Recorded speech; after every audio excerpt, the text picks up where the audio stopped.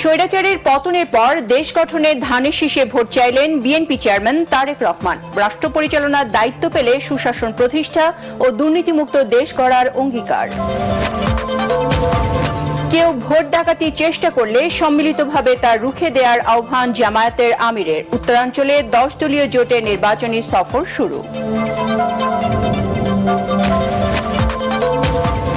একটি বড় দল প্রতিনিয়ত আচরণবিধি লঙ্ঘন করছে, অভিযোগ এনসিপির মুখপাত্র আসিফ মাহমুদের। প্রচার প্রচারণায় তাদের বেশি গুরুত্ব দিচ্ছে গণমাধ্যম। ছুটির দিনে উৎসবমুখর পরিবেশে রাজধানী সহ সারা দেশে চলছে নির্বাচনী প্রচার প্রচারণা। দিনভর প্রার্থী সমর্থকদের দৌড়ঝাঁপ, সভা সমাবেশ, মিছিল মিটিংয়ে সরগরম পাড়া মহল্লা। নতুন পে স্কেলের সুপারিশ দ্রুত বাস্তবায়ন চান সরকারি চাকরিজীবীরা। বৈষম্য সৃষ্টি করবে অভিমত অর্থনীতিবিদদের। অংশীজনদের সাথে আলোচনা করে সিদ্ধান্ত নেয়ার পরামর্শ।